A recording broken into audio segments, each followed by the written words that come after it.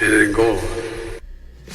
So Biden made his comments at the National Museum of Slavery and acknowledged Angolans' history in the United States. Now, historians say Angolans accounted for many of the enslaved Africans shipped to the U.S. and some of the first to arrive in Virginia in the early 1600s. Now, Biden said it's the nation's duty to face its history, including the tough parts. He also said the U.S.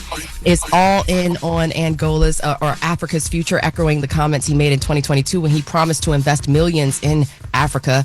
The White House said he has delivered on that promise by investing billions over the time that he has been in office. He went on to say that he sees the bonds between the two countries and across sectors like clean energy, healthcare, and sports. President Biden ain't fooling nobody. He looking for someplace to live before Trump gets in office. Okay, Biden and his family like, we got to get out of Delaware before Trump puts us in prison. Yeah, you know, he's talking all the things he's going to do for Angola, but he only got about a month left. What is he going to do? Yeah. Well, he gave him $1 billion.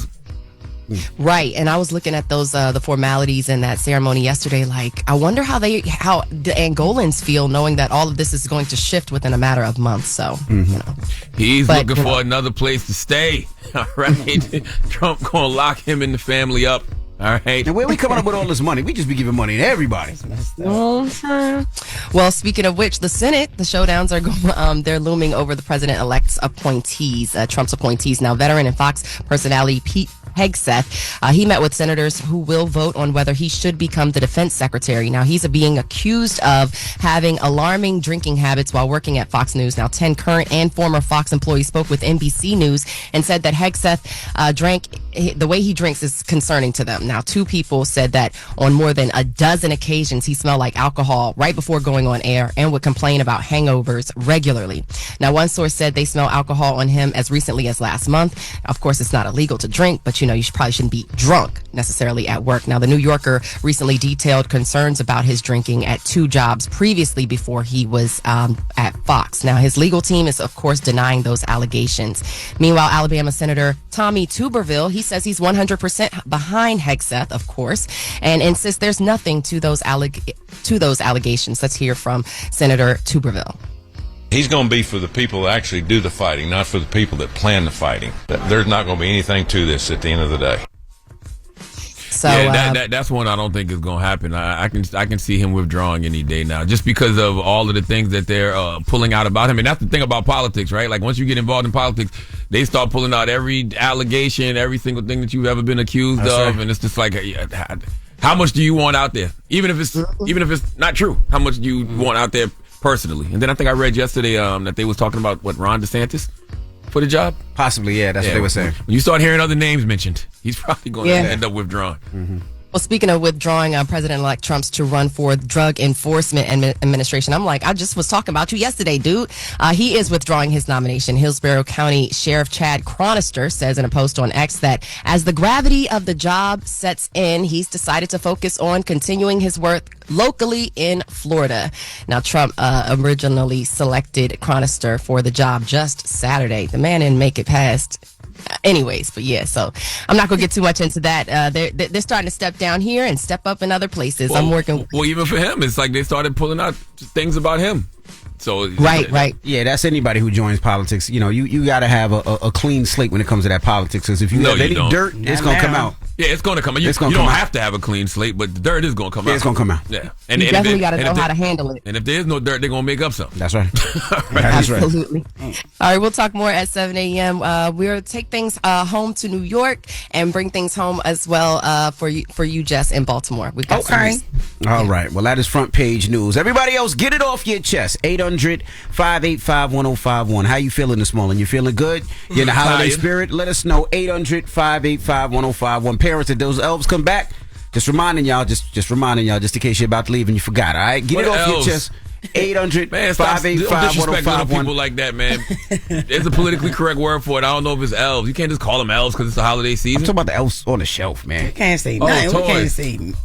You definitely can't say midget. We can't say the idjit. No. We can't say I nothing. still say midget. I think it's disrespectful. All right, cool. I thought you couldn't say it on the. He said elves. I still calling a grown human little person is just that's crazy. That is more. But you're not a little person, so you don't know how. Oh, you are. But anyway, all right. Well, let's get it off your chest. It's the Breakfast Club. Good morning. The Breakfast Club. This is your time to get it off your chest. Keep calling. 800-585-1051. We want to hear from you on The Breakfast Club. Hello, who's this? What's going on? It's Great Dane, D-Money from Philly. Hey, what's up, Dane from Philly? Get it off your chest, brother.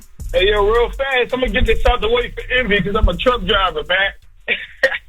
He honked the horn, but he breaking up. So yeah, we ain't hear the horn, man. You got to do it again, one bro. more time. You got to do it again. If you need to hear you blow. You hear it? Hey, yo, Charlamagne, you got to chill.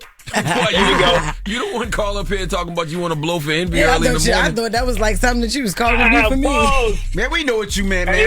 Don't let them take our joy. Hey, yo, but look. Hey, but Charlamagne, I want to give you your flowers, the mental health and all that. And my cousin is actually Rachel Edwards. I want to give her a shout out, too. She was like, I wish you would have called up when I was working up there.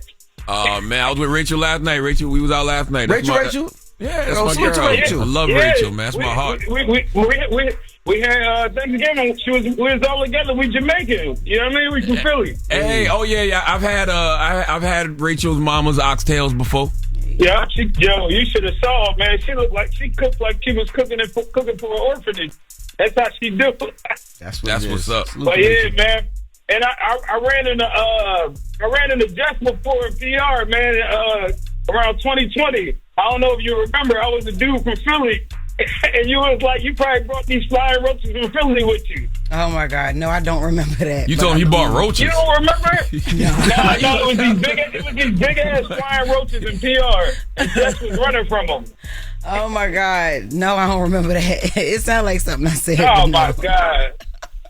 No, but I ain't gonna lie, you was cool as hell. I thought you would have been bougie or something. No, never that.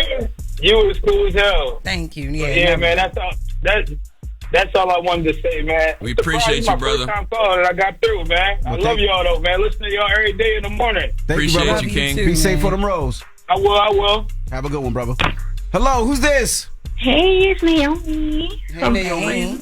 What up, Naomi? Get it off your chest. I'm so mad. Over the weekend, I ordered a Coke from Mackage, and I ordered a size up, and the Coke came. I love it, but it can't fit me. What is she saying about Coke with that baby in the background? She said coat. She ordered a coat, a jacket, and it's too small or too big. Well, stop ordering from Temu. You wanted to buy that coat for $6. No, it was from Mackage. And I'm so mad because I usually don't even buy stuff that's expensive. I wanted to treat myself. What's it called? From who? What's it called? What's the place called? Mackay. Mackay? What's that, Jess? You mean Micah? M-I-C-A-S? No, Mackay. M-A-C-K-A-G-E. Oh, I don't know what that is. Okay, how much was that coat? $7. $8.90. No, it's not. $890. You got to bring that back. $8.90. You just spent $8.90 on a coat, and you just had Cyber Deals and Black Friday. It's $890. Yes, $890. I'm so mad. What kind of coat was it? A pea coat. Mackay. I know, but what kind of coat is it? Is it a bubble coat, a trench coat? What is it? It's a puffer, like a. You bought a puffer for $1,000? A puffer? Where you live at? Brooklyn. Wow. What? That puffer? You think that puffer gonna keep you warm in these New York streets? Oh my God, that's crazy. So is it too small? It's too small. It's too big. Oh damn! Man, you could have bought two. You could have bought two North Faces. Right. For that if it's too big, amount of money. You better put a hoodie under it and wear it proud. That's $1,000 investment. I don't know what I was thinking. Oh my God. Yeah. I'm so sad. But I love you guys. Hey, love man. you too, bro. And you sound like nobody even want to rob you for that coat. You know what I'm saying? Get it off your chest. 800-585-1051. If you need to vent, hit us up now. It's The Breakfast Club. Good morning. The Breakfast Club. Ray! Yo, Charlamagne, Envy, what up? Are we live? This is your time to get it off your chest. I got an indoor pool, an outdoor pool. We want to hear from you on The Breakfast Club. We can get on the phone right now. He'll tell you what it is. We live? Hello, who's this? Yo, this is Keith from Brooklyn, you heard? From Brooklyn, you heard? Morning.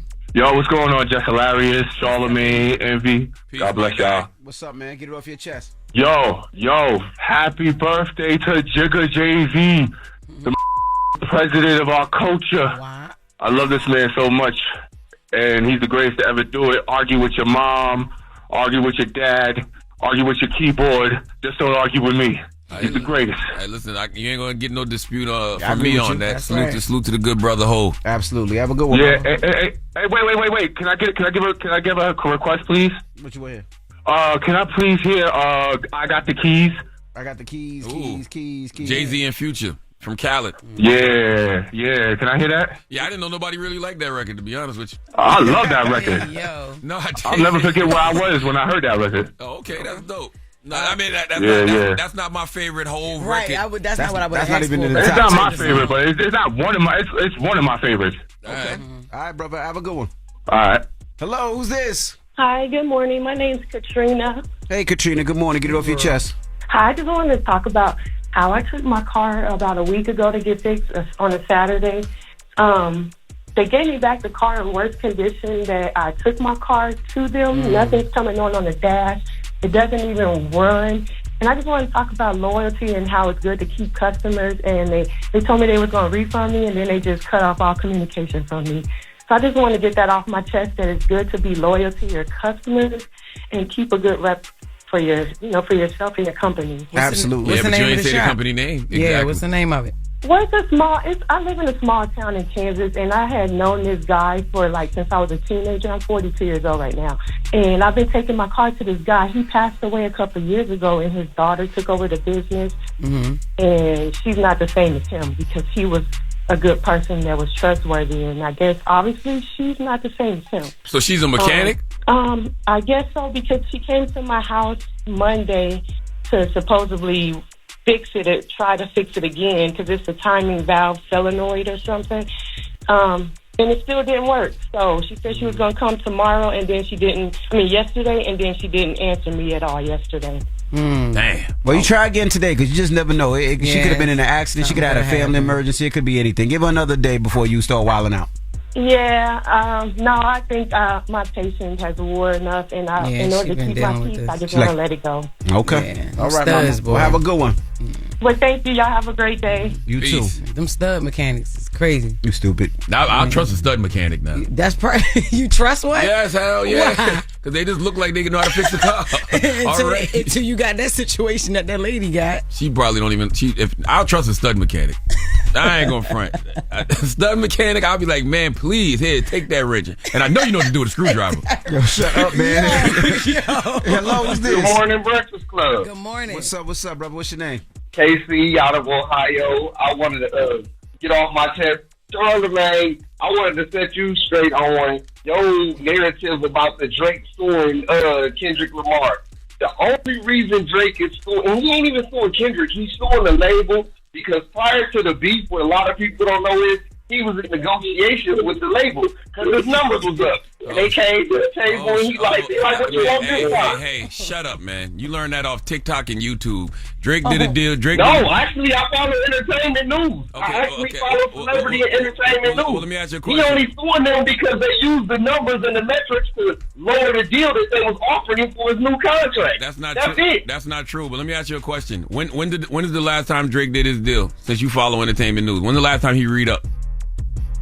When Drake signed his last deal, he read up his deal in 2019 when him and Wayne renegotiated after the little debacle with Wayne going to jail. Nope. It was 2022. He got $400 million. Nope. $400 million, yes. With UMG? Yes. 2022. Look it up. Mr. I do my research. Mr. I know what I'm talking about because I follow entertainment news. I do follow entertainment news, and I can miss some point sometime, but for the majority of it, the narrative, to control the narrative of the story, the lawsuit is not about him suing him over the song. He's suing the label over them edging the metrics to make it look better for their benefit. Here's the thing, man. Nobody has benefited from that system doing that more than Drake, okay? Like, that's just a fact. So here's the thing. What you know how they say men lie, women lie, numbers don't? Drake is telling you that numbers lie.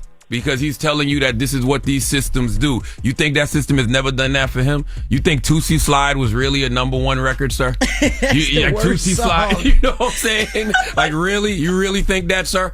Hey, I'm going to give you your credit on that one. That's one of those songs he could have kept in the vault. Yeah. Goodbye, man. But when you got a system behind you that can inflate numbers, they can make things #1. And they did that with Tootsie Slide. But they didn't have to do that with Not Like Us. I can tell you that much. Get it off your chest. 800-585-1051. If you need to vent, you can hit us up. Now we got Jess With The Mess coming up. Yeah, Cardi out here trying to prove herself to nobodies again. All right. We'll get to that next. It's The Breakfast Club. Good morning. The Breakfast Club. Yes, it's the world's most dangerous morning show, The Breakfast Club. Charlamagne the God, DJ Envy is around here somewhere, and it's time for Jess With The Mess. News is real. Whether it's Jess Hilarious, Jessica Robin Moore, just don't do no lies. She don't spare nobody. Worldwide Jess, worldwide mess. On The Breakfast Club. She's a culture shift. She was able to get y'all to see something and understand something that nobody could get you to see. It's time to set it off. Okay, so Cardi had time yesterday, right? She had a bad day on the internet. People was coming at her. So like 2 nights ago, she had shared a clip of some music, and it's old music that she was listening to, right? And she said that she ain't like it, but she still was playing it on live.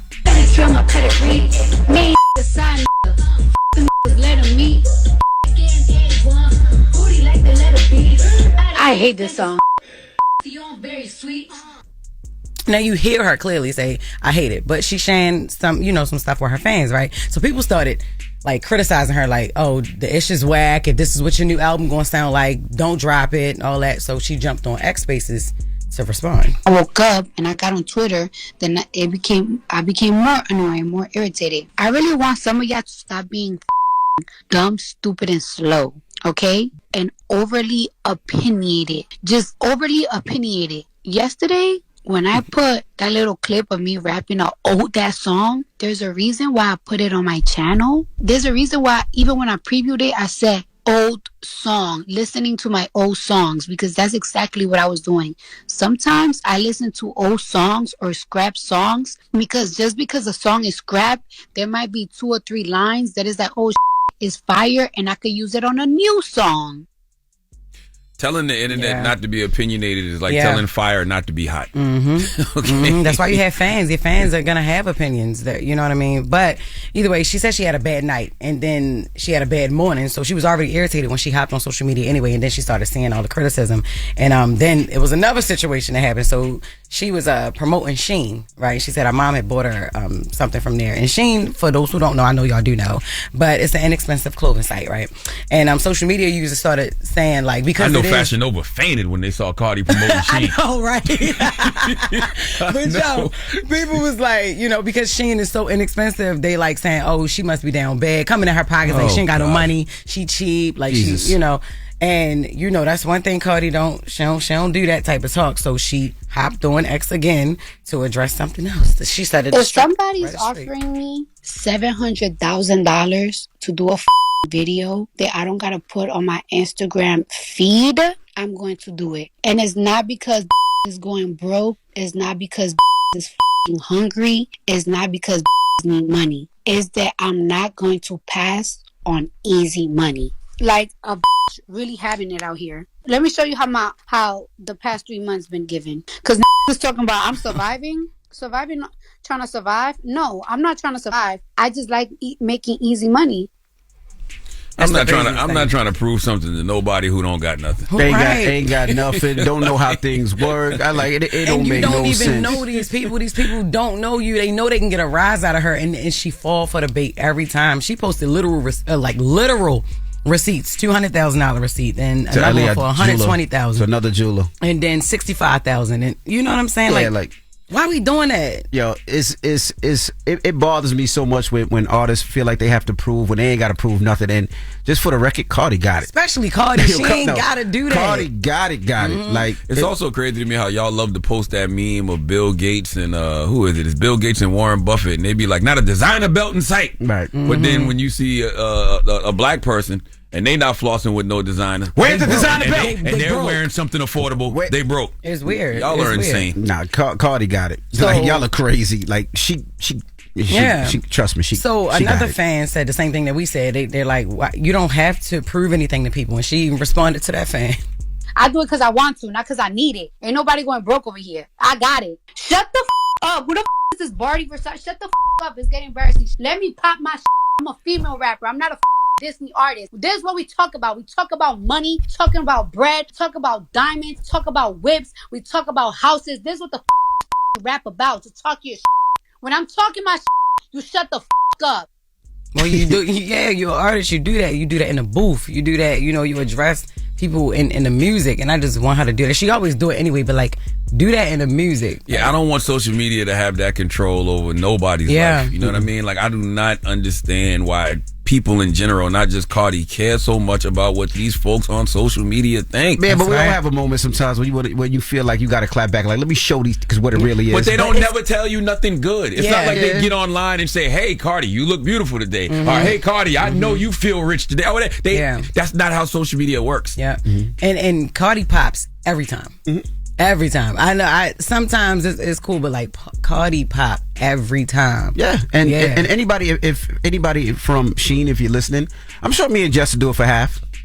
What, Jess? Yo, you ain't gonna promote for $400,000? For half? Half of the $700,000 she did. Oh yeah, hell yeah. Oh, yeah. I was gonna say, what you mean half? Well, I'm talking about half of the $700,000. They gave us $700,000. Listen, y'all, everything Sheen today except my shoes. I mean, Cardi also got like 500 million followers on Instagram. Yeah, absolutely. That's what even more on TikTok. Like, so, and then she also took time to address people doubting that Offset is the father of the newborn baby. Oh, what? Lord have mercy, man. What was Cardi doing about posting receipts about DNA? I don't have to post receipts about DNA because I never given my kids no DNA test. I don't have to do no DNA test. My baby father don't ask me to do a DNA test. The proof, the receipts is in my kids' face. All my kids are like their daddy. All three of them, especially my newborn. So I don't know what the is you talking about. The receipts will be posted when my daughter is 6 months and I post her picture and you see she looks just like her baby daddy. My baby daddy don't ask me for no DNA test. He knows when he in this. My baby got the daddy nose, the daddy lips, the daddy eyes. You're not gonna bait me into posting my daughter to prove anything to you. You dumb. Man, we gotta unplug, man. Leave Party alone, man. No, man, but you gotta unplug. Like, if social media is having that kind of effect on you, you gotta disconnect. You gotta unplug. I promise you, as soon as you turn your phone off, you will not care about the opinion. It's so depressing and stressful and just causing unnecessary trauma to herself. Like, why are we in verbally abusive relationships with our smartphones? Yeah. Yeah. Like, cause this is a choice. It's a choice to go online and listen to these comments and read these comments. You're making a choice to piss yourself off. Yeah, that's right. And imagine being a person watching you do that on the phone, talking to the phone. That's how I feel right now. I'm like, what the hell is Barty doing? I know, man. But yeah, just send us some healing energy. Is what you say? Send us some healing energy. Yeah, absolutely. This is the Barty. Love Barty. Drop on the clues, moms for Barty, but disconnect from the damn phone. That's a real thing. That stuff can drive you to therapy too. But yeah, we're gonna I ain't got time to announce there's something else, so yeah, we're gonna get to that in the second hour. But that's Jess With The Mess right now. Thank you, Jess. Now, when we come back, we got front page news, and then Jacquees will be joining us. His new album, Baby Making, is out now. We're gonna talk to him. It's the Breakfast Club. Good morning. Morning, everybody. It's DJ Envy, Jess Hilarious, Charlamagne the Guy. We are the Breakfast Club. Let's get back in some front page news. Good morning, Morgan. Good morning. Good morning. Let's take things home to Baltimore for Jess. So, Baltimore Mayor Brandon Scott, who was recently on the show, right? He is being sworn in, or he was sworn in for his second term in office as the Baltimore mayor. Now he's spoken. Congratulations to him. He spoke in a ceremony that took place at the Murphy Fine Arts Center on the campus of HBCU Morgan State University. That's my alma mater, which, side note, recently celebrated a milestone of its own as the third largest HBCU in the country. Now, Maryland Governor Wes Moore was among those who spoke at the ceremony, in addition to Baltimore Mayor Brandon Scott. Let's hear more from them from that inauguration. And I say, it's easy to celebrate Mayor Scott and talk about the things that have happened since he's become the mayor. It's easy to talk about the work that has happened in Baltimore since he's become the mayor to now bring crime to historic lows within the city of Baltimore, violent crime, non-fatal shootings. And let's be clear, that doesn't happen by accident. That happens because of intentionality. We've invested more in our young people than ever before, opening rec centers, expanding programs like Youth Works, Be More this summer, and our attendance challenge. Rather than balancing our budgets on the backs of our kids like the city has done in the past, we're building up through hope and opportunity at a chance at experience. Yep, I love to see it. Now, Scott, of course, he vowed to continue working for the people of Baltimore, and he is the first Baltimore mayor to win re-election, to have 2 terms since 2004. So that says something. Salute to Mayor Brandon Scott, man. Salute to that brother. Absolutely. Love to see it. Hey, Maryland, stand up. Hey. All right. Now, meanwhile, in California, lawmakers met for a special session in Sacramento on Monday at Governor Gavin Newsom's request to, quote, Trump-proof California. Now, Northern California Republican Senator Roger Nilo says the whole thing was silly. Let's hear more from him. We didn't do anything. They're supposedly drafting bills now that we will consider. They suspended the special session, and they'll probably gavel us back into it when we officially convene the first week of January. It's all messaging, and frankly, in my opinion, it's all kind of silly. It really is in support of Governor Newsom's run for president in 2028. The Department of Justice doesn't need a special fund. They are funded by the general fund to fund cases as they see come up. So the whole thing is really just theater. Yeah, I do wonder what that means, the Trump-proof a state. Like, how do you Trump-proof a state in America? Like, what happens when you need the president of the United States of America for something? You know what I mean? Like, I don't quite understand what that means. Yeah, your state's gonna be last when you need something. Maybe I just need to hear it. Maybe I need to hear the details. But what happens when you need the president for something? Like, I don't get it. And why would you say Trump-proof? Like, it seems like you're just going against yourself. Like, at least make it about the, like, if there's policies that you don't like that Trump may enact, make it about that. Don't make it about the person. Well, that's essentially what it is about. So Newsom is asking the California legislature for $25 million to fund possible litigation if the Trump administration enacts rules that impact California policies. So, for example, you know how in some states you've got the book bans. Well, if on the state level they say, hey, we want these books, but on the federal level they say, you know, these books are banned, then I guess that's where you get the, you use those funds to start litigation. But then again, that's the whole thing for me too. Like, who's litigating this president? Yeah, I'm with that. You know what I'm saying? I'm with that. But once again, make it about the policies, because when you say things like Trump-proof, you're going to end up looking like a hypocrite when, you know, you need the president for something and you all in his face smiling and cheesing the same way, you know, President Biden was after they called him a threat to democracy and all of these other things. And then he was like, welcome back, you know, when it came time for the White House, so it's like, cut it out. Well, speaking of smiling in the president's face, let's go ahead and bring things home to New York. New York City Mayor Eric Adams is confirming he will cooperate with ICE under certain circumstances to deport illegal immigrants. Now, he's calling for a sit-down with Trump's border czar, Tom Homan.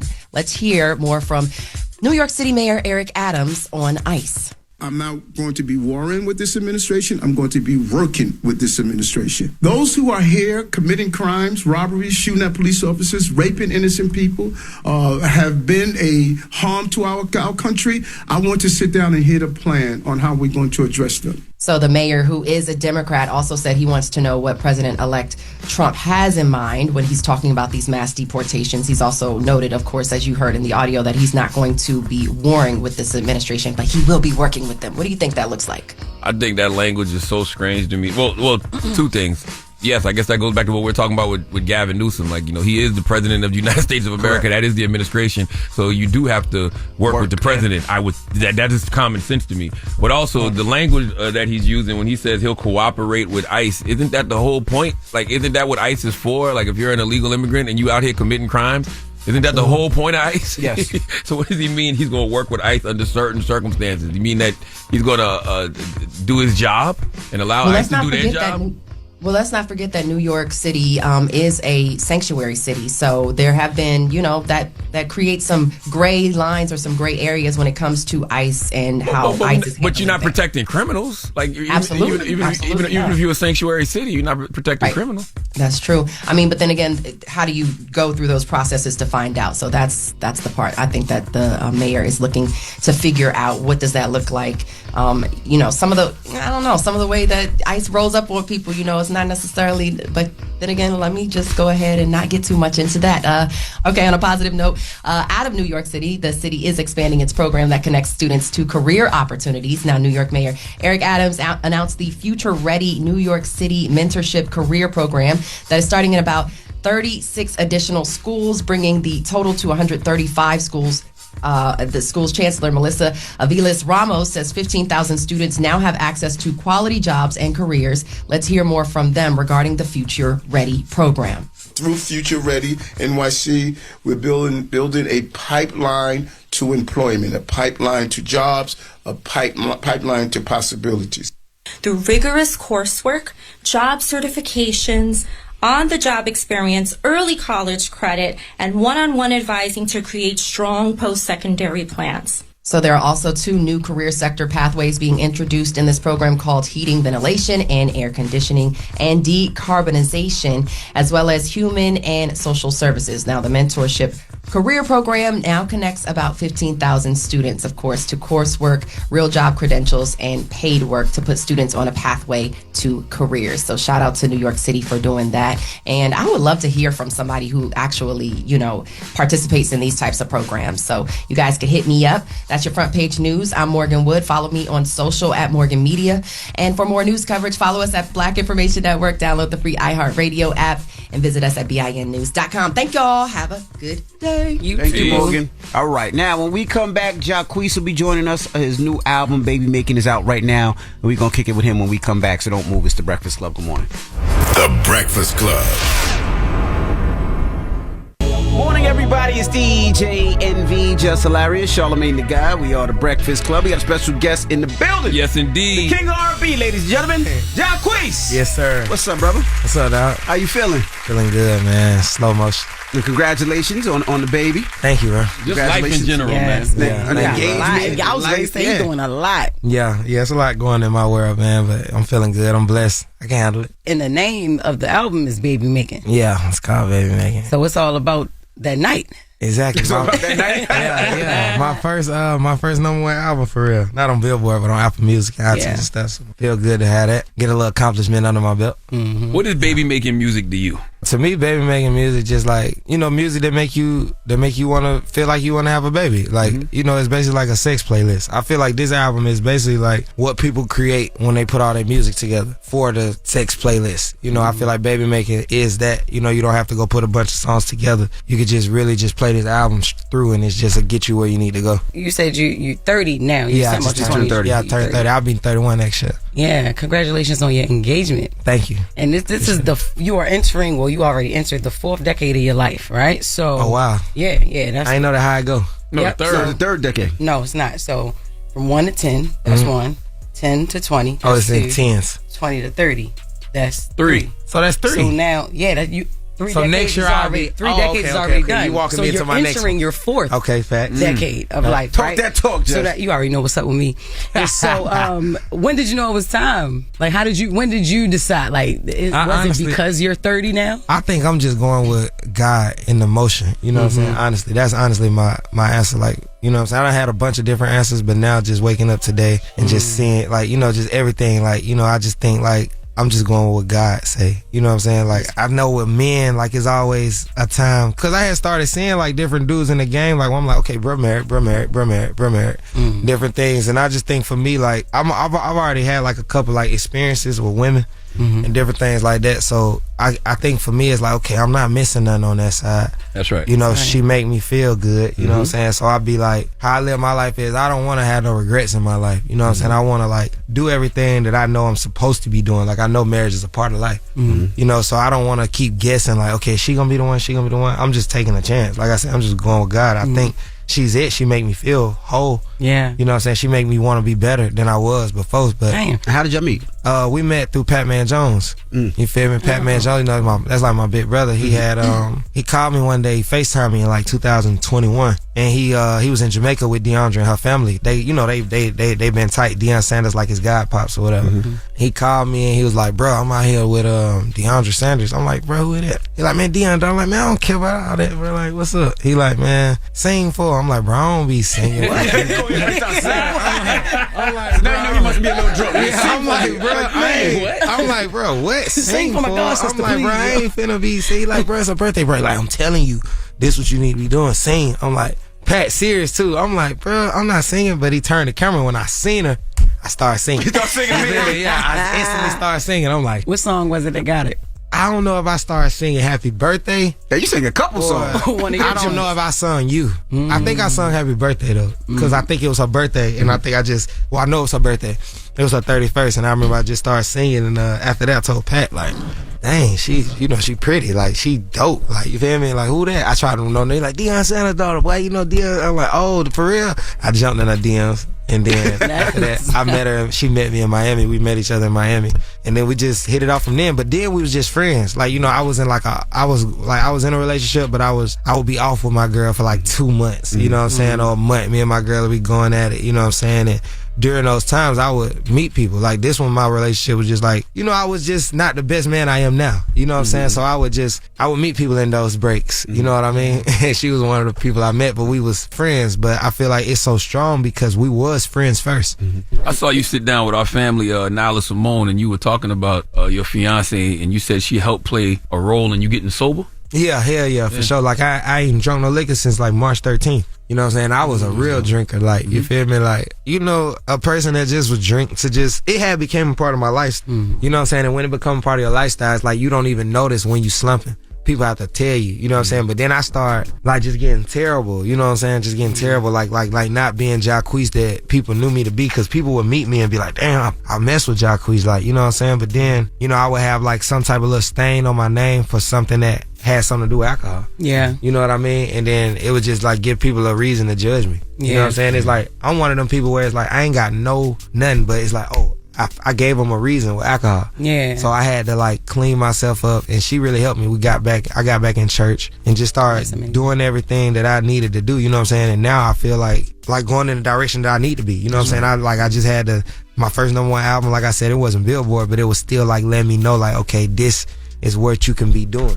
You know what I'm saying? Like, I'm getting a taste of it, you know what I'm saying? I know God always give you a little bit before you get a lot. So I'm like, okay, you feel me? Boom. Like, even on certain things in my career, like, you know what I'm saying? I know, like, okay, I probably had the wrong people around me. Yeah. You feel what I'm saying? Like, even with certain things, like, I make a lot of money, but I ain't made the most money I could make. You know what I'm saying? Probably like God, probably like, okay, you probably got some people around you that don't need, because I'm a giver. You know, it's a lot of things that have been like cleaned up in my life, but I'm like slow rolling, and I'm knowing like, okay, I know what's coming on the other side. You feel me? So it keep me motivated. Like, it was a time where I couldn't even see my future. You feel me? Like, I would be in places, but I can't even tell you like what I'm gonna do. And like, people ask like, "Hey, what you see yourself in 5 years?" Yeah. I couldn't even tell you what I'm gonna be doing next week because of the alcohol. I just was blind. Like, I just got cloudy. You feel me? I had just got like on some rebellious. You know what I'm saying? Like, I won where I want to be in my career. Personally, shit wasn't going right. You know what I'm saying? You know, when you get in the bag, you like, yeah, we'll do some shows, we'll get some money. I had lost my whole thing. Like, I was looking back at the pictures, I'm like, damn, I had my shirt off, my stomach was hanging over my pants. Damn, like, when was that Jacquees out? This was last year when I went on tour with Tink. Oh. Like, I was like, damn, but then I ended up losing 30 pounds. You feel me? I got in the gym. I'm like, I changed the way I ate. You feel me? I changed everything. You feel me? Because I'm like, I owe it to myself. You feel me? I was like, bro, if I don't make it to where I need to make it to, I can't even blame. Like, I can't be like, oh, Birdman, I can't say that. You feel what I'm saying? I would have to say like, man, cool, you that up. That's God though, you know, because God will show you. So many people can't see themselves. Yeah. So for God to give you that self-awareness and give you a choice, like, look, I'm showing you what you are, and you got a choice to do the right thing. For you to do the right thing? Yeah, March 13th, bro, I stopped drinking. Especially your friends around you, because, you know, some of your friends around you, God rest their dead, are not here no more. So you got to see it firsthand. Yeah, that's a lot of then, bro. I was totaling cars. I totaled 3 cars. I ain't getting no scratches. You feel me? And when I would go back in the spots and look at where I totaled the cars, it was always some that was supposed to be fatal. I was always like, damn. Like, I would total a car, jump out the car, run straight to the house, full speed, no stopping. That is crack. That is crack, bro. Exactly. Bro, I don't know, like, bro, I remember one time I totaled my sister car, bro. I came in the house and tried to act like nothing happened. Thinking like, how the f*** I'm gonna tell her the car totaled? You know what I'm saying? But I'm knowing my big sister, I could tell her over my mama. But I'm like, how the f***? This is when you was Jacquees. Yeah, this is like 3 years ago. Oh, you could have bought another car then. She wouldn't be that bad. Yeah, but at the end of the day, you gotta think, like, I'm hood rich. We went so heavy balling, like, to the point where we still balling, but I look back on a lot of shit, I be like, bro, I never did that. All right, we got more with Jacquees when we come back. His album, Baby Making, is out now. It's The Breakfast Club. Good morning. Morning, everybody. It's DJ Envy, Jess Hilarious, Charlamagne the Guy. We are The Breakfast Club. We're still kicking it with Jacquees. You feel like with all the shenanigans that Justice talked about is the reason why you don't get the respect I think that you should in R&B music-wise? Because, you know, we were on tour and you got a lot of records. But I don't think people understand how they affect and hit people until they see that in front of 20,000 people. Because I didn't even know. Of course, the big songs, but then when you sitting there and you doing album cuts and people are into it, and it's like, damn, this kid is bigger than what the world knows, but they don't see it. Nah, but they did me like that on purpose. Like I could have, after I said I was a king of R&B, it was a purpose thing. Like it's like, okay, this think he all that. Let's shut him down. Like I'm pretty sure they had group meetings. Like, okay, who is this? Like, okay, let's shut that down. Who are these people you talking about now? I mean, all the spots like this. You know what I'm saying? Like spots like, not saying this spot actually, but the different spots. Like where news and media goes out. You know what I'm saying? Everybody tried to put me down. Are you gonna file a lawsuit like Drake? Yo, shut up. Nah, because you gotta think, like, I ain't that type of dude. You feel what I'm saying? Yeah. I'm not the type of dude. I'm not that type of guy. You feel what I'm saying? Like I've made mistakes. So I think the biggest mistake I ever made in my career was going on the internet talking about Trey Songz, honestly. You feel me? I think that was the biggest mistake I ever made in my life as a man, everything. But y'all fought out in Dubai. Yeah, we talked yesterday. I was ready to say, because you just said no grudges. We did that immediately. You gotta hit sometimes. You feel me? What was that about, though? Because y'all friends. Well, yeah, we friends, but it was just one of them nights that got to tripping, in my opinion. Was you drinking, though? Yeah, but I wasn't drunk. Okay. You feel me? Like, I wasn't drunk. You feel me? It was just when a drinker say they're not drunk, they usually drunk. But I wasn't drunk for real. Because I'm a that'll tell you, like, boy, I was lit. Yeah. You feel me? I wasn't drunk. I remember the whole night. You just regret taking it to the internet. Yeah, I just regret taking it to the internet. You know what I'm saying? That's really my biggest regret. Who swung first? Me? I had to. Did you connect? Than me. Hell yeah, I connected. Me, the small. I had to. Yeah. Because we know Trey to fight. Yeah, he for years. He let us scrap. Yeah, I mean, the second decade Trey. Second decade. But y'all know I never knew that about bro. Oh, what? yeah. Trey get busy. That's why I was so shocked. Trey and Chris Brown get Trey busy. Chris Brown. It must be that Virginia. Yeah, I mean, Chris, I done been with Chris a couple times. But I knew Trey about Chris. But you gotta think, he's my brother. So I never thought, like, no matter what they doing, I'm like, this will never happen to me. That's like you got brothers that steal. You're like, man, my brother don't be robbing everybody. You feel what I'm saying? But then the turn the gun on you. So that's what it was. You feel me? Well, they say if you want to see how somebody's eventually going to treat you, watch how they treat other people.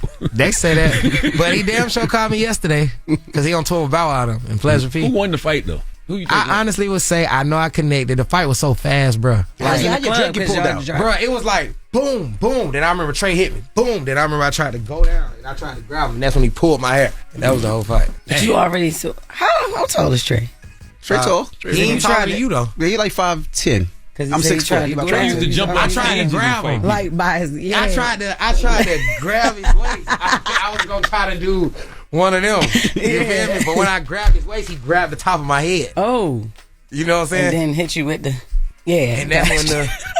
How did y'all speak after fighting that, for no goddamn reason? That's the craziest part about this. Probably was for no damn reason. It was so dumb, bro. It was so dumb, and I was trying to help him. That's what I feel.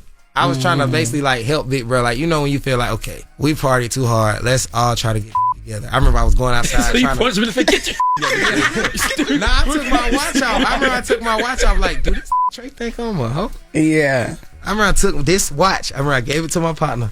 Like, man, hold my watch. Boom. And then you gotta think I don't need to hit with my left hand. I took my left watch off to hit him with my right hand. Damn. You was drunk too. How did y'all speak after? Like, who made the phone call after? After you got online, you show your dread. Trey called me. You feel me? He called me, and we was arguing for like weeks. Threats. You know what I'm saying? To each other. Yeah, it was more so me. You know why go on the internet then? If y'all because once it went on the internet, he hit me like, boy, you know you. But that's how like you went on the internet. That's how. Oh, that's how I started. Okay, yeah, okay. Like, bro, what the? Because nobody would have knew. Nope. Yeah. Nobody would have knew. It would have been a fight in Dubai. Yeah. And I was tripping because we was in Dubai. Both of y'all be in jail. Boy, to this day. That's what he was trying to get me to understand. I was so hot, I wouldn't listen. That's why he picked you up by your head like, this is not what we doing. But yesterday he called me like, look, bro, I love you, man. I'm proud of you because I had my documentary premiere. Like, bro, I love you. You know, woo woo. He said something about my dreads too. Like, why your dreads look thin? He was me though. But it was all love. Like, I love, bro. I done knew them boys for so long. I just can't. I'm the type. I can't look at you and be like, I don't with Trey. I can't even tell another something bad about him. I'm not gonna feel like a real one. I feel like I can say anything about him. Yeah. But I'm not gonna go to the next person and let them talk about him. You know, I ain't never been like that with my people. You know what I'm saying? It's like I can say whatever about it. But if you start saying somebody, then it's gonna be up with you. So what about, I heard you mention it quite a few times, your documentary. What is Call Me Queer about? Call Me Queer is just a story about my whole life. You just see my whole story. I feel like how Envy say when we go on the road and people be singing my records and people don't really give me the respect in real life, this documentary should sum all of it up. This documentary should tell people why I feel like I'm the king of R&B of my generation. I'm literally just showing you everything. Like, we showed it last night in Atlanta and people really got tears in their eyes. Like, watching that, and it's just like, it make me feel good because like I worked so hard to get to where I am. You know what I'm saying? Like, I worked so hard. Like, that's why I hate the fact that people play with me. But my mama always told me, she was like, man, when you get a real like situation, when different things, like, you know, when people really respect your relationships and people start to like respect you as a man, I feel like all the jokes will change with you on your music. You know what I'm saying? But like I said, when I said I was a king of R&B, I know that just shook the room up with people. And it's like, you know, they never put me on none of the king of R&B tours they went on. You know what I'm saying? They never put me on none of the shows they did. You know, nobody ever really gave me the proper credit that I deserve because I really sparked up the game. You know what I'm saying? I got people a whole lot of money. You know what I'm saying? I brought back the dead. Some people was never talked about again with R&B. You know what I'm saying? It was that was a whole thing. You know what I'm saying? And I just know people don't like confidence for real. You know what I'm saying? It's like people don't like confidence. When you're confident about yourself. Yeah, like people don't need like LeBron. That's crazy. You dig what I'm saying? Like, it's like. And at one point, everybody loves you. And then they hate you. And that was the same way with me. I remember I was the most loved little child kid star when I came out. But I would come places like the Breakfast Club, not saying Charlamagne, but I would walk past Charlamagne or something. He'd be like, I'd try to dap his hand and be like, I might look at him and be like, who's that? And I would hear that. You know what I'm saying? But then I would get on the internet and see some shit and be like, but that said something about me right here. Yeah. So, you know, like, why the playing in my face. Yeah, you know what I'm saying? Like I remember, I never forget, like Tory, that's my brother, Free Tory. I remember we was at Revolt. This one Revolt first popped off. We was outside, and I remember I seen Tory. I had knew who he was from the internet. You dig what I'm saying? I went to his tent. I was like, what's up, bro? You know what I'm saying? I rock with you. You know what I'm saying? I remember he tried to act like he didn't know who I was. That's what sparked the king. That's what really sparked me for real. And I remember I was like, this acting like you don't know who I am. So I remember I got on the internet like, man, I'm tough. I'm harder than all these except for Chris Brown. You feel me? Then I remember Tory added me like something. And I was like, I thought you know who I was. Yeah. Then that's when we end up getting cool going on tour because he knew like, okay, this right here, he see the wood. You ever with him like, hey man, your head getting a little thin up top. Tory? Yeah.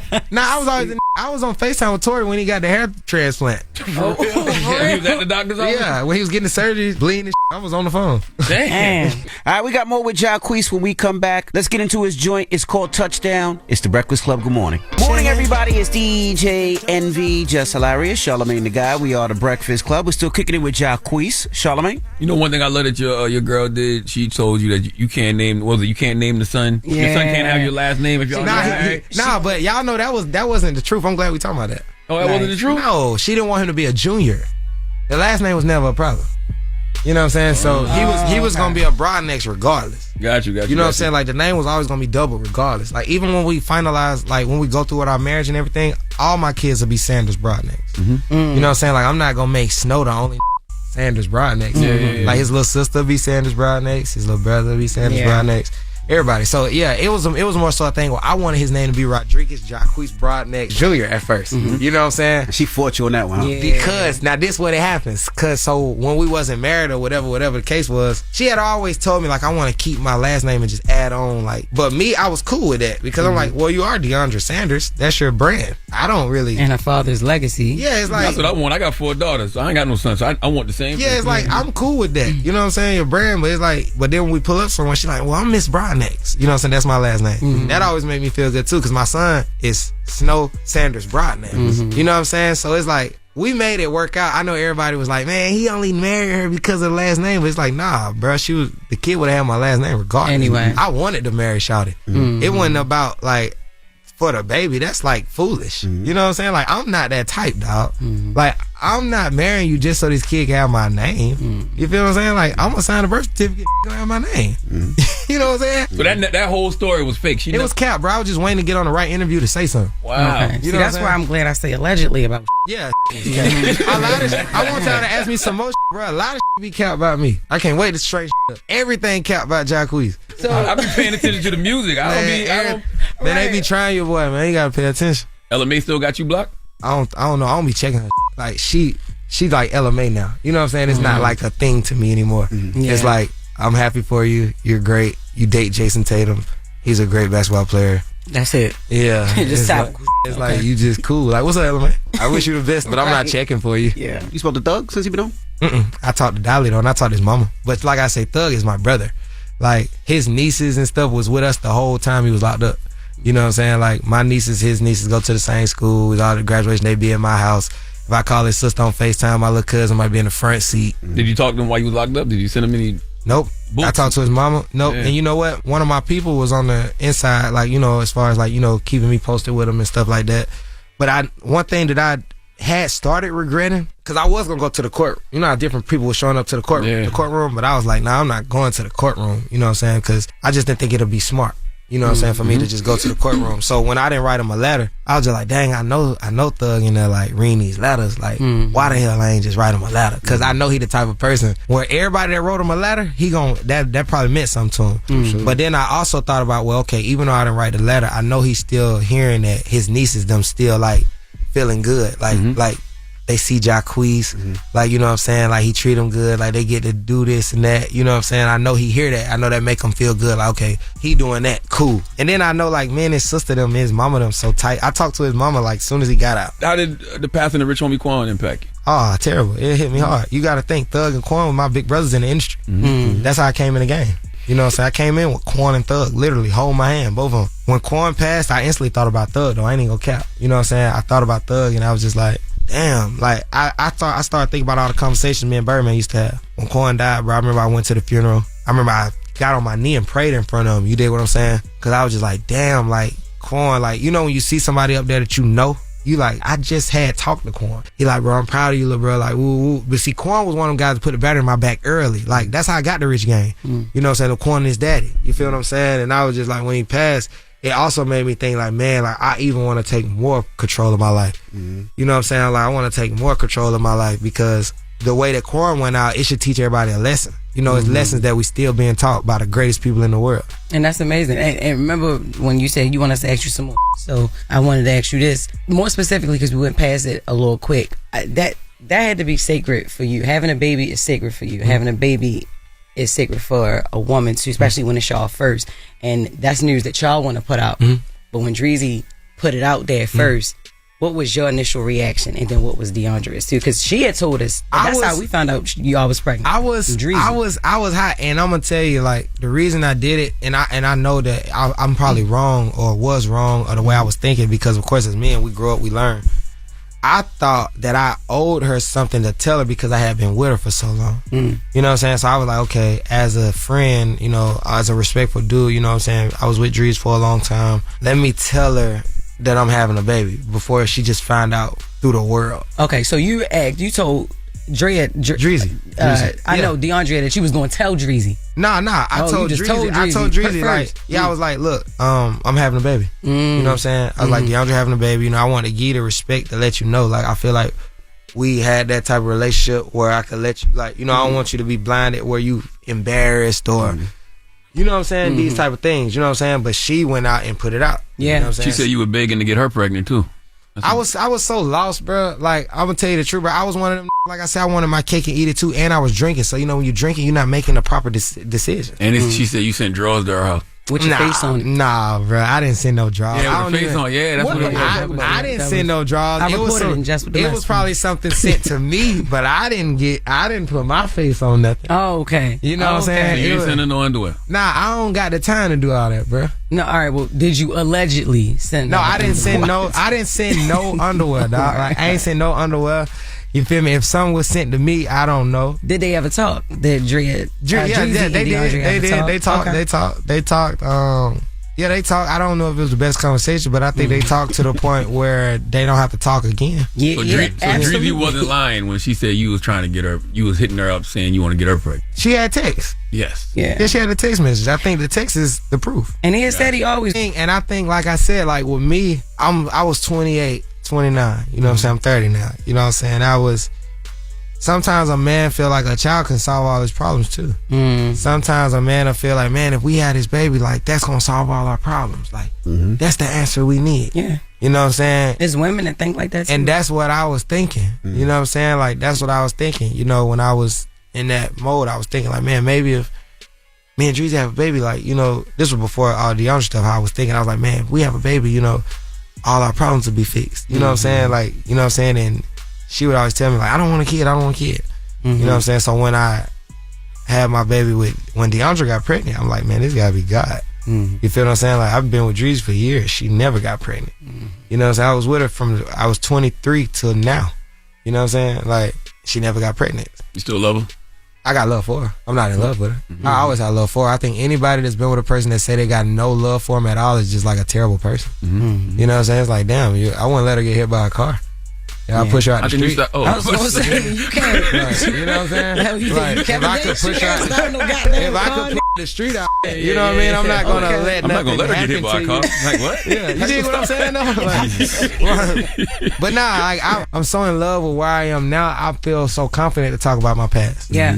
You know what I'm saying? Like, I can sit up here and talk about my past because I'm not even saying nothing that's harmful to Dreezy. Yeah. You know what I'm saying? Like, I got respect for her. Like, I think she one of the dopest rappers out. Yeah. You know what I'm saying? Well, she definitely cool. Yeah, she's super hot. Dreezy wrote one of my records on my album. You know on Baby Making? The last one. The last album I dropped. So the one that from 2022? Yeah.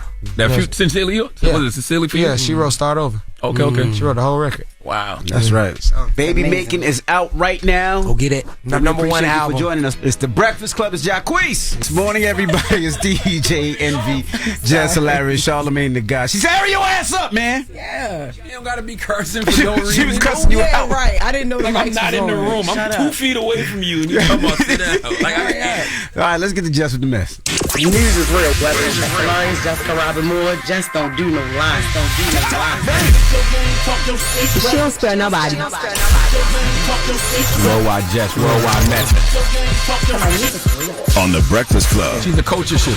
She was able to get y'all to see something and understand something that nobody could get you to see. It's time to set it off. All right, so K. Dot and SZA, they got a tour, and he announced the tour, the Grand National Tour with SZA yesterday, and the tour starts April 19th in Minneapolis, and then they hit LA May 21st and May 23rd. LA gonna be crazy that day. It's going to be real crazy. They're going to be at the Sophie Stadium. But the stop that people really tripping about is the Canada one. Toronto. Yes, absolutely, because June 12th, him and SZA going to be in Canada, right? Now, this is the thing. Speculations. That's like the kickoff to Father's Day weekend, right? And so people are assuming like he's doing this on purpose. Going to Canada, and you know he's going to perform Not Like Us, Meet the Grams, all that, in this man's country, right? And it's going to be crazy. And we already seen when Rick Ross went there, and he played Not Like Us, and he was bopping out to it, what happened to him. Oh, it's going to be a lot different with Kendrick. Oh, no. I know it's going to be a lot different. But I just wanted to remind people of that because that's what happens when you go and you play that song. But he's stopping there on the tour on Father's Day weekend. Yeah, I wouldn't. I don't think I would make that stop. You know what I'm saying? Not because of no street stuff either. It's just like, you know, when you look at how petty Aubrey Graham is, who just filed a petition against UMG because of Not Like Us. We know how connected Drake is in Toronto as far as with government officials and who else. Like, they might just make life difficult for Kendrick on that level. Forget the street stuff. I'm talking about being detained or, you know, you can't even trust people at the airport. Who can you really trust in Toronto? Well, he's going to be flying in private. He's not going to be flying commercial where he has to go through the regular TSA and stuff like that. You still got to move around. You still got to stay in hotels. And this is concert. This is venue. I'm sure this is Live Nation. They will have TDE will have Kendrick and everybody secure. And he has a lot of fans out there. The Toronto government. Do you realize Drake, he boosts the economy of Toronto? Correct. Do you realize Drake gave the city of Toronto an identity? Do you know how connected Drake is? I don't think as far as with the government in Toronto? I don't think they would play those games. Right. Because remember, Drake has to perform in LA and all these other places in the States too with streets. So I doubt it will go that way with the it. reason I say it's totally different is because Drake is connected to the government of Toronto. I just personally wouldn't. Kendrick is connected to the streets of California. You talking and LA. about government versus the streets? Yes. Oh, you stupid. No, I'm not. Yes. We talking about the government versus the streets. What is the government going to do? Kendrick is a clean-cut individual. He ain't got no problems. You can always make up stuff. That's my whole point. I wouldn't trust it personally. I have no reason to trust them people in Toronto. I don't think Drake will play that game. The same Drake that just filed a petition with UMG over Not Like Us? That's different. I don't think he'll play that. How's that different? I don't think he's going to play them games with Kendrick. Hey, you wouldn't have thought he would have filed a petition for in a rap battle either. Well, he's suing UMG. That's different than suing Kendrick. I don't think. He's not suing. But I'm saying, but you didn't see that coming. Kendrick done told this man he's not a real dad. And he was talking directly to Adonis in the song, and you gonna go there? I don't think he would. I don't think he would play that game. I wouldn't. I just wouldn't trust. I wouldn't want that problem when I came to LA because Drake has to go back on tour in LA and San Diego and San Francisco. And speaking of LA, it's SoFi Stadium. My bad, I said Sophie, but yeah, it's SoFi Stadium. I know what you meant. Yeah. But the people there probably didn't. Oh, I would be more scared of the streets than government. Because you stupid. Okay. So you rather have beef with the IRS or a gang? I could at least pay the IRS off. If I got a problem in the streets where I can't walk around, they will pop your head off. When it comes to street beef, man, IRS you could pay off. You could put on a payment plan. You can make sure they're the biggest gangsters in the world. It ain't even close. The streets will pop your head off. Ain't nothing close. I can't even take my kids to nursery school. Government officials, the biggest gangsters in the world in any country. See niggas in the street die. You ain't never hear about no government dying out. Like, they probably kill them off some stress, but niggas in the street be dying. Yes, man. Well, speaking of dying, Eminem's mom passed. Her name is Debbie. Now, since she passed away after battle with advanced lung cancer, so she was diagnosed in September, and they told her that she didn't have much time to live. She died Monday night in Missouri. Now we do know, if you don't know, Eminem's relationship with his mom over the years, we know it was very complicated. In '99, his mother sued him for defamation after he claimed that she smokes more drugs than he does in the hit song "My Name Is." Yeah, and then there's some other things that happened with. He's mentioned her a bunch of times, but in 2007, she wrote a tell-all memoir about him. It's My Son Marshall, My Son Eminem, and then in 2013, he released a song called Headlights, where he mentions his regret for being so harsh towards his mom. I'm very, very happy that they actually was able to reconcile a little bit over the most recent years or whatever. Because Eminem is one of my favorite rappers, so I've actually and he went hard on her and cleaning out my closet. I ain't want to play that because she's gone now, but she was 69 years old, and she actually celebrated when he got inducted to the Rock and Roll Hall of Fame back in 2022. So sending healing energy to one of my favorite rappers. Definitely rest in peace to his mother. Definitely, man. And that is Jess with the Mess. All right, thank you, Jess. Charlamagne, who you giving that donkey to? 4 after the hour, we need a man named Richard Lombardi to come to the front of the congregation. We would like to have a word with him. Okay, this may or may not be a lover's quarrel, but we'll discuss. All right. Now, you playing Jess song? Jess made a request. Please, it's Jay's birthday. I want to hear this. This is one of my favorite Jay songs. It's Ho's birthday. We'll get to it in a second. It's the Breakfast Club. Good morning. Your execution on the donkey of the day is something to behold. Is it a read? He gave me donkey of the day, and I deserve it. People need to know. Well, you need to tell them. I am. You have the voice. Tell them. It's time for donkey of the day. It's a read, but you're so good at it. You're trying to be a fake ass Charlamagne. There's only one Charlamagne to go. Damn, Charlamagne, who you giving donkey of the day to now? Well, Sexy Red, donkey of the day for Wednesday, December 4th. It is amazing the power of music. When I hear December 4th, I automatically look at that as a national holiday because it is the great Sean Carter, Jay-Z's born day, drop on a clues bomb for Hov. I wonder, would I even know that if he didn't make the song December 4th from the Black Album? I don't know. Just thinking out loud. Anyway, donkey of the day is going to a 65-year-old man named Richard Lombardi. Also, fun fact, Dick is a common nickname for the name Richard.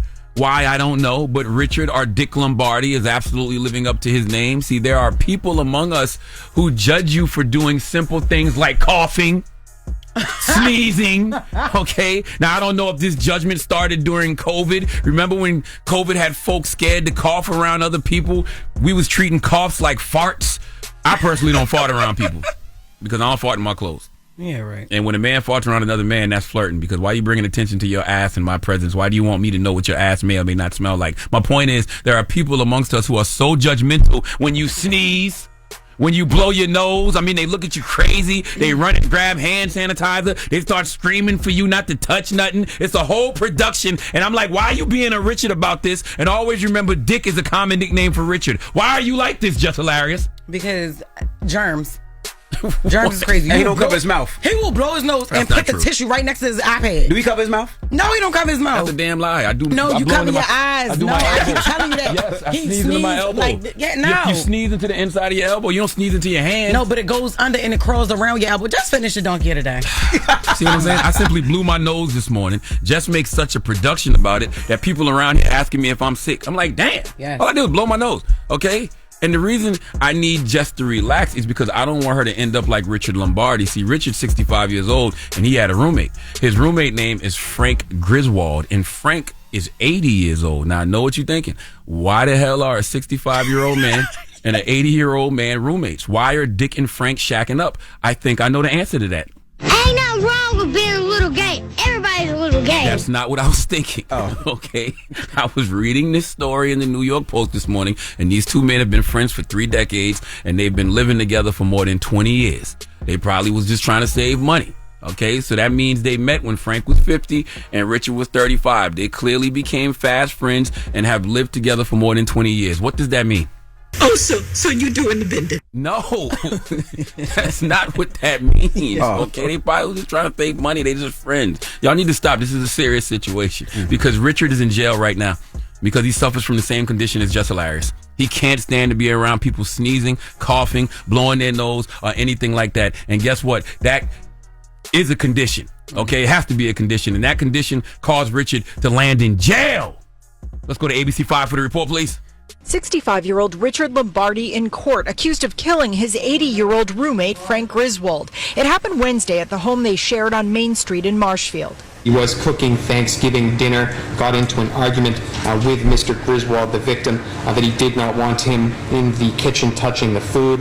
Prosecutors say the two argued, and when Lombardi saw Griswold in the kitchen, he shoved him. He did see the victim, Mr. Griswold, near that food doing dishes, said that he went over and grabbed Mr. Griswold from behind, grabbed his back and threw Mr. Griswold to the right, tossing him to the side. Lombardi called 911. Prosecutors say he told police Griswold's feet became tangled and he fell and hit his head. He was seen laying face up on the floor of the kitchen there in a pool of blood. Griswold was later pronounced dead. Court documents show he also had cuts on his face. Lombardi is being held without bail. He's back in court next week for a dangerousness hearing. I bet he did grab him by the back. Had that man laying face down, ass up in blood for no damn reasons. It ain't that deep. Okay, it's never that deep because he sneezed over some trash ass Thanksgiving food. Thanksgiving food is trash. First of all, if you such a germaphobe, why come near me after I sneeze? Also, why put hands on me after I sneeze? If you're a real germaphobe, you should be avoiding me like the plague because I might have it. Also, you've been living with this man for 20 years. There's not a germ he has that you don't have. Okay? If he sneezed on some food, so what? He's probably put worse bodily fluids in stranger places all around that residence, all right? Not to mention this 80-year-old man came in the kitchen to wash the dishes. So they had a nice couple thing going on. Somebody handled the food, somebody handled the cleanup. He was washing dishes before he got to eat. That's a keeper. And one little sneeze caused you to throw this man to the floor and kill him?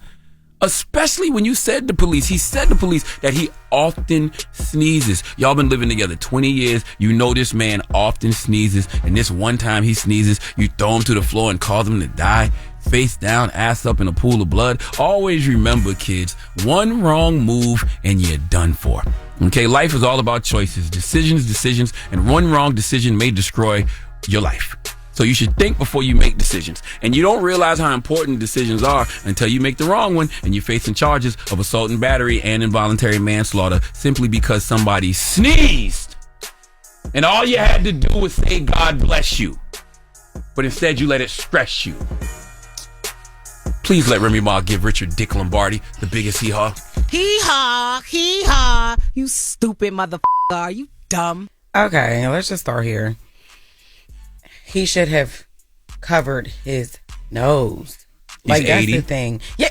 Okay. You washing dishes, you can cover your mouth. His reflexes don't work like they used to. Okay. So why you washing dishes? Sneezes are abrupt. Washing dishes is more of a premeditated thing you prepare for. Yo. Wait till you turn 80 and you just sneezing and farting and don't know when.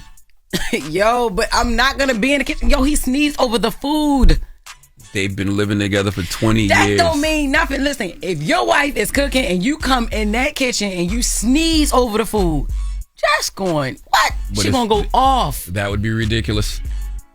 I've sweated on her. But won't she go off? Yeah, but that's different. Get out the food that the whole family eat. We don't want just germs on the food. And them babies eating that. Y'all, that makes sense to y'all? And it's the plague. What? You said the plague? It's the plague. You shouldn't correct nobody about nothing. I'm correcting you. Okay? You know that's what Dick and Richard Dick and Frank?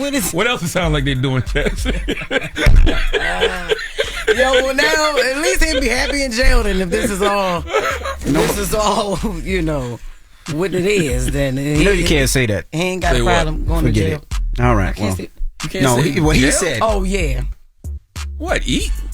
We eating something. You can't eat. You can't say Thanksgiving dinner. You can't say eat the groceries the way you said it. Yeah. I don't know what you're talking about. Good.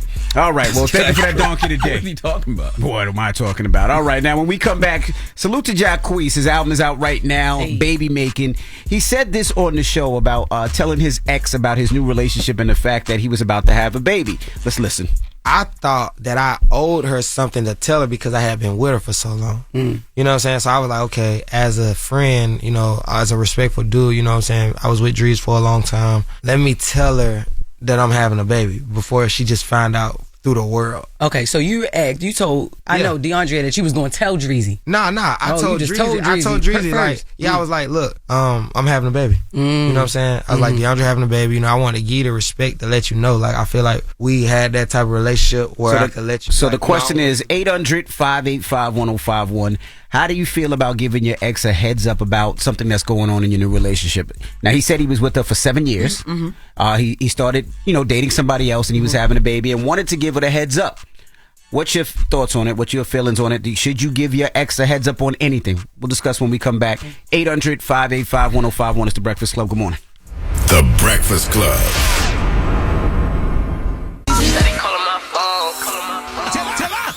It's topic time. Call 800-585-1051 to join into the discussion with The Breakfast Club. Morning, everybody. It's DJ NV, Jess Hilarious, Charlamagne the Guy. We are The Breakfast Club. Now, if you're just joining us, Jacquees joined us this morning. He talked about his new album, Baby Making, but he also talked about something that he did in his relationship that got him into a whole lot of troubles. Let's listen. I thought that I owed her something to tell her because I had been with her for so long. You know what I'm saying? So I was like, okay, as a friend, as a respectful dude, you know what I'm saying? I was with Drees for a long time. Let me tell her that I'm having a baby before she just find out through the world. Okay, so you told I know DeAndre that you was going to tell Dreezy. Nah. I told Dreezy like, I was like, look, I'm having a baby. You know what I'm saying? I was like, DeAndre having a baby. I want to give you the respect to let you know. Like, I feel like we had that type of relationship where I could let you, like, I don't want you to be blinded where you embarrassed or, you know what I'm saying? So we're asking 800-585-1051. How do you feel about giving your ex a heads up about your new relationship or something going on in your new relationship? Let's start with you. Would you ever? Hell no, I would never. You know what I mean? I don't have time for that. The only ex who I actually really talk to and know and still love is Rome. Like, you know what I mean? Rome, no, because Rome, we also share a child. So it's like, all right, yo, I got, I introduced, because this who's going to be around your son. This is who, I'm taking seriously because I don't introduce him to everybody, you know what I'm saying? But yeah, but nah, hell no. I think Jacquees was dead wrong for that, and but he knows it. But hell no, you don't do that. Yeah, I'm with you. I think he was dead wrong. I think he looked at it as I was with her for 7 years, so long, and he still cares about it. He's not in love with her, but I thought he felt like I want to tell her for her to see it, but you don't owe her that, Charlamagne. Nah, that's a broad question. I think that shoot. She must have just became your ex because you got somebody else pregnant. If you, you know what I'm saying? I don't even remember having that conversation with Jacquees. But the only way I would tell that to somebody is if me and that person were still in a relationship, if we were still involved. You know what I mean? Like that's the only way I would say to them, "Hey, I got somebody else pregnant. I'm moving on." I just give them the heads up. That's literally the only way. Or if you still dealing with them. That's what I mean. Like you got to still be dealing with them. Like there's no other reason to say that. Because he told her that, and what she do? She told the world before they told them. You know what I'm saying? Before they told the world. So she ruined that for them. But to that point, no, I'm lying. I'm bugging. We did talk about that. Yeah, just 2 hours ago. Yeah, because he did say I be forgetting, but he did because she said that Jacquees was still telling her. I want to get you pregnant. Yeah, that's why I said. So yes, clearly they were still dealing with each other and they were still engaged in some type of communication. Yeah. So that's why Jacquees wanted to give it a heads up. Yeah. Well, let's go. Cold outside. It's cold outside. Good morning. Hey y'all. Hey, I was talking to my son. I'm sorry. What's your name? Zola, calling from Charleston, South Carolina. 843. What's happening? What's your thoughts, Zola? So my thoughts are, I don't feel like I should explain that to ex, rather the situation ended respectfully, I'm sorry, whether the situation ended on a good note or a bad note, I just feel like that chapter has ended, so it's nothing else to talk about. I don't have to tell them, like, nothing. Like, right. That's because I feel like you touching bases with them, like you checking in with them. That's not, we're not doing that. I'm with you. Thank you, Zola. All right, you're welcome. Bye. Hello, who's this? This is Lydia. Hey, good morning. What's your thoughts, Lydia? Good morning, y'all. Oh my God, I listen to y'all every day when I go to work. Oh, thank you. Thank you. What's your thoughts, Mama? So my thoughts is it really depends on the situation. Like, is your ex like your baby daddy, your baby mom, or is it just an ex? Personally, the only heads up I've ever given my ex, which is my baby daddy, is when I was getting married. Like, and he was in prison, so I kind of had to give him updates on our life, like how things were going on. And I just was letting him know, like, I'm about to get married, so that makes sense. Be on your best behavior. You know, like, yeah. And just letting him know, like, just because the kid's gonna be around for forever now, but other than that, I don't feel the need to update an ex on anything. Especially, like, if I was gonna have a baby with my husband, I would not tell my ex, like, hey, I'm about to have a baby, because what's he gonna do about it? Right. Okay. I understand. Thank you, Mama. Hello, who's this? Hi, Lisa. Hey, Lisa, good morning. How do you feel about telling your ex something that's going on in your new relationship? I feel like it was inappropriate with the Jacquees situation. If this was someone that he had kids with previously, then yeah, you can let her know before she finds out, from someone else. But it wasn't her business, so he was wrong. Well, it was also somebody he was still hollering at, pursuing. He said that himself. He was like, he don't even remember what he was doing during that time. Yeah, but he was telling her things like, hey, I want to get you pregnant. I want to have a baby with you. So clearly he was still engaged with her in some way, shape, or form. Right. Well, 800-585-1051. What do you think about telling your ex something that's going on in your new relationship? Like you're having a baby or you're getting married, etc. So what's your thoughts? Let's discuss. It's the Breakfast Club. Good morning. If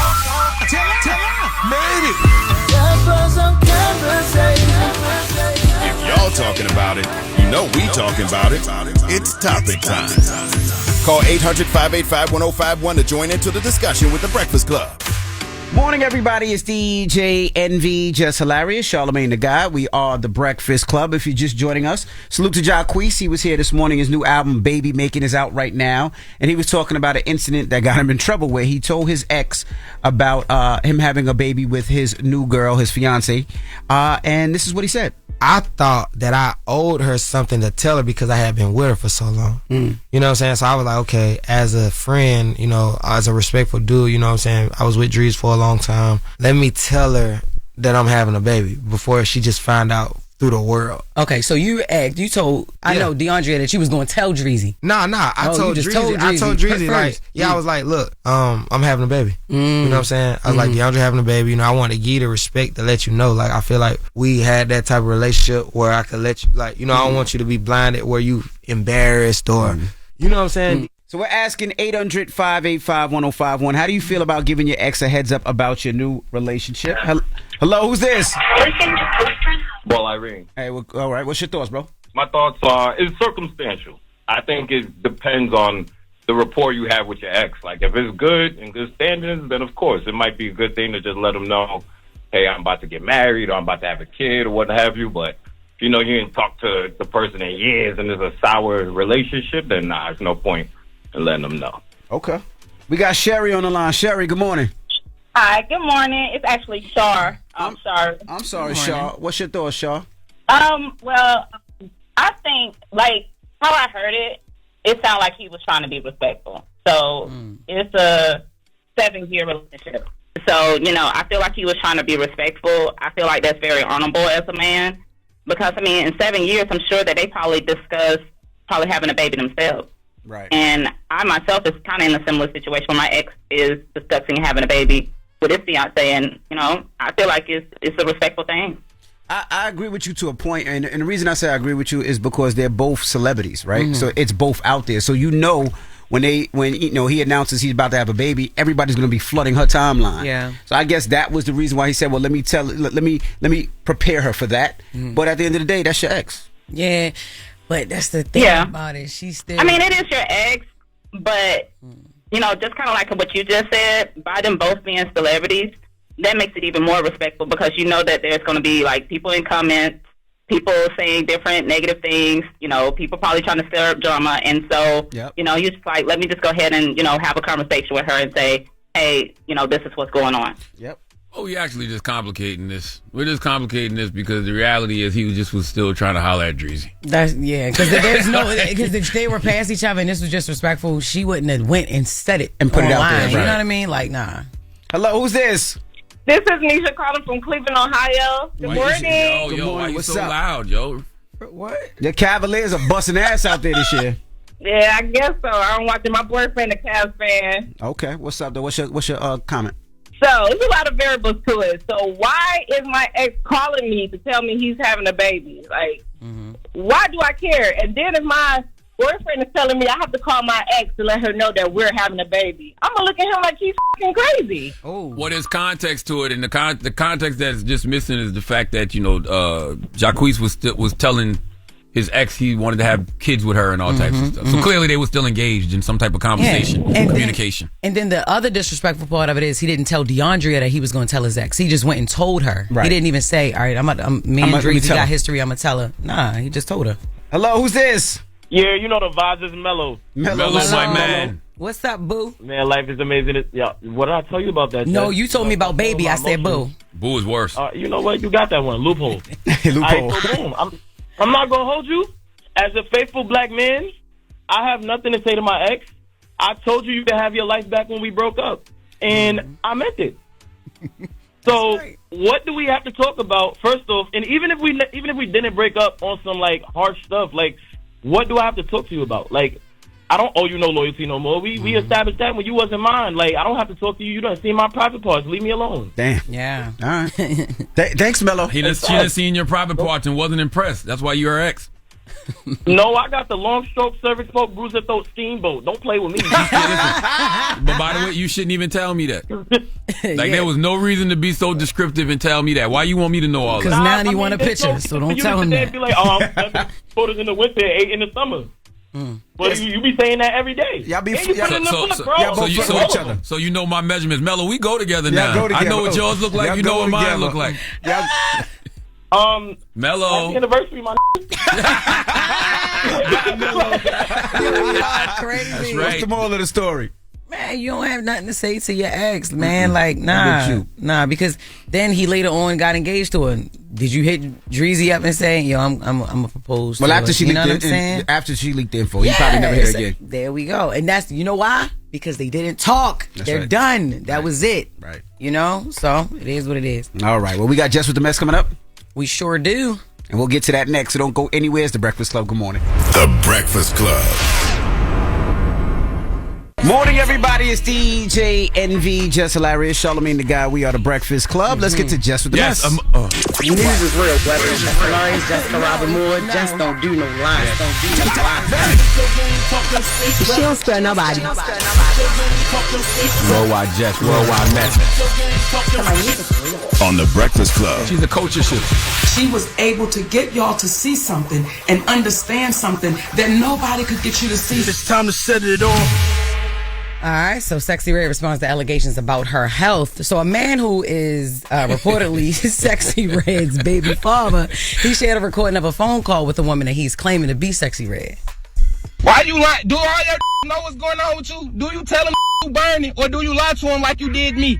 Or is you lying to the how you did me? Or is you lying? Or did you lie to me? Did you lie? Did you tell him the truth? Then when you gonna keep it gangster? That's what you did. You lied to me for 6 months, and then you told me you had that Dang.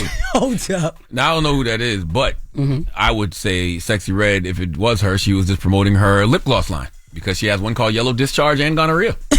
That's smart. That's really good.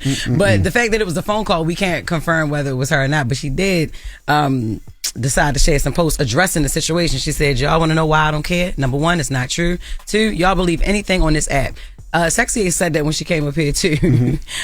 She said, I ain't clearing ish up. Whatever a MF told you, believe it. I literally don't give a F. So that's that, man. That's crazy. But for that, like a couple days ago, It was a picture. It was a picture going around. I can't find it no more, but it was a picture, and she was in the picture with the dude, and he's sitting. She's sitting in front of him, and that's like supposed to be the alleged baby father or whatever. Yeah, but we don't know. Moving on, Javante Davis says he's retiring. So during a press conference to promote the fight against Roques Jr., Javante spoke on the future of his career. How do you envision 2025 playing out for you? 25 is after next year, I'm out of it.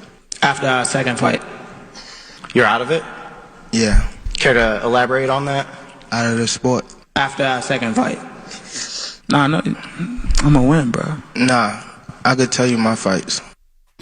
Asking Javante to elaborate is crazy. That's wild. Tank can't retire after no year. You still, I mean, Shakur Stevenson is still out there. Teofimo Lopez is still out there. Devin Haney is still out there. Lomachenko is still out there. He said he would fight Ryan again, though. I mean, he did say that. He's only 30. He makes what, $30 million a fight. He might just be like, you know what? I don't want my head banged up no more. I'm good. Yeah, but you still got to go out there and I mean, there's still great fights to make. And I mean, I love Tank. I think Tank is dope. But there's great competition he has not been in the ring with yet. Like those people I just named. Like you don't want to just walk away. You want to walk away being the best. But also he might want to walk away where he's not stuttering. He doesn't have any problems. He doesn't have any health issues. Because he don't care about what you want to see. He cares about his not health. Fighting the people he fighting. He ain't got to worry about no health issues fighting the people he fighting. All right, Tank cleaning them up. They got to worry about the health issues now. But you get into the ring with the people I'm talking about, the Shakur Stevensons and the Teofimo Lopez and the Devin Haney's. That could be a little different. The Lomachenkos. That's what we want to see. Okay. Well, this fight against Roques will happen next year, March 1st, and I'm going to be in the building. Better believe that because Tank is Baltimore's own. Are they fighting in Baltimore? Or they fighting in Vegas? No, they're not fighting in Baltimore. But I'm saying he's Baltimore's own, so I'm going. And I don't think Tank making that $30 million in a fight. It said he makes around $30 million a fight, and when I just googled it, $30 million. That's what it says. That's a lot. That seems like that's Canelo numbers. Stop playing with my man, Joe. Like he not worth $30 million. Tank is dope. I'm not saying he's not worth it. I'm just saying I don't know if he's getting that yet. Well, Tommy, maybe not. I don't know, but that's what it said when I googled it quickly. Yeah. Tommy Davidson and Jamie Foxx. So Tommy has sat down with Big Tigger on the morning show, and he talked about how complicated his relationship was, but the way he talked about it, right? Well, we got audio? Because it's a couple audios. How many you got? One? All right, cool. So, yeah, basically, play the audio. You once said that Jamie Foxx was mean to you. Yeah, that's the one. Yeah. It's true. He was mean to y'all? Well, you know, we got along on In Living Color. Okay. But when I came to the set on Booty Call, he was a whole nother dude, boy. Really? Mean like what, bro? Like, I spent the whole movie saying my own lines. You know, because when you're off camera, you got to say your lines. He wouldn't say them. Oh, so I had to memorize his part and my part, you know? But y'all were just on In Living Color. This is what I'm saying. So it was a new Zoo review. Oh, wow. So have y'all talked since then? I haven't seen him. You have not seen him? I haven't seen him. You checked on him when he... Okay. I tried to. Okay. I tried to. But no response? Or? No response. I love Tommy Davis. Tommy. That was a wild sentence, though. I know. What? Which one? I came to the set of Booty Call. It was a whole other man. It was a movie. It wasn't the booty I was expecting. Yeah, so it basically just seemed like, Jamie was hazing him or whatever. He did say in that same interview, there's no real issues. He don't have no issues with him. And then you heard him just say he did check on him, but there was no response or whatever after he put this in his book. His book came out in 2020. So he has talked about this before in his memoir called Living in Color, but it just resurfaced when he did the interview. I wonder where that came from, because anybody that knows Jamie's career, he's always been the nicest person ever. Like the nicest, funniest person, the guy that's the life of the party. I've never seen him be mean to anybody. Well, everybody's experience with people is different. That's true. And that was a long time ago. I was going to say he was younger. Exactly. Younger. So, yeah, we have no idea. But I know Booty Call is one of the funniest movies to me. So, I love it. That's Jess with the Mess. All right. Thank you, Jess. And I was right about the moose knuckle. When you was in here screaming about showing off your moose knuckle when you was rapping in Glorilla. Yeah. It's a slang term for the visible outline of a man's genitalia. Really? Yes, through the clothing. So I thought it was just like another camel toe. And women is camel toe. But I mean, man, unless y'all flipping the definition, unless y'all taking it, which y'all probably... Who is y'all? with women. You was in here rapping it, going crazy. That's the lyrics. Doing that. What's that thing y'all young girls be doing? What the hell is that? Like y'all beating on an invisible person with your hand way up here. So what? Okay, whatever. But that's glow. All right, so now I don't have a moose knuckle. I have a camel toe. I guess I don't know. She could have said that for the context of just rhyming. It'd be so funny watching girls do that dance because it looks like they fighting each other from across the room. So one of them be over here, the other one be over here, and they. I be killing. It's not like that. It's like this. Like oh my goodness! See what I'm saying? Whatever. My goodness. All right. Well, that is Jess with the Mess. Now let's get to the People's Choice Mix. Today is Jay-Z's birthday. It's Hove's birthday. Hey. Let's get some Hove on in the mix. It's the Breakfast Club. How old is he? 54. 54. Okay. Morning, everybody. It's DJ NV, Jess Hilarious, Charlamagne the Guy. We are the Breakfast Club. Salute to Jacquees for joining us this morning. Great conversation. Thoroughly enjoyed it, man. Mm-hmm. His album Baby Making is out now, and his documentary. What's the name of the doc? I Am Quee. I Am Quee. It's out. I Am Quee. That's what I said. I Am Quee. Oh, all right. Amy said his butt queef. That's what he said. Amy said my butt queef. Yo, you've been talking about a lot about penises and butts today. I don't know what's with you. You've been kinky today. I don't know what's going on. My butt queef. Hey, salute to everybody at The View, man. That's why I got this barber cape on. I'm about to go do The View in a second. I'm getting a haircut. Getting a little fresh shave. Getting a little fresh shave, you know what I'm saying? Because, you know, when you're on high definition TV, it be picking up every little thing, you know what I mean? Okay. You know. The little follicles in the back. Because nothing grow in the front. You know, I just like to go out there and drive them old women crazy. Oh, you know okay. They appreciate. I'm 90s rom-com fine. Okay. All right. Big Whoopi gonna be hot and bothered. Okay. Whoopi coming to turn you on today. Oh my goodness. All right. Positive note next is the Breakfast Club. Good morning. Morning, everybody. It's DJ NV, Jess Hilarious, Charlamagne the Guy. We are the Breakfast Club. Now it's time to get up out of here. Charlamagne, you got a positive note? I do, and the positive note is simple, man. Salute to everybody going through something right now, because just understand, extraordinary people survive under the most terrible circumstances, and they become more extraordinary because of it. Have a blessed day. Breakfast Club, bitches! Y'all finished or y'all done?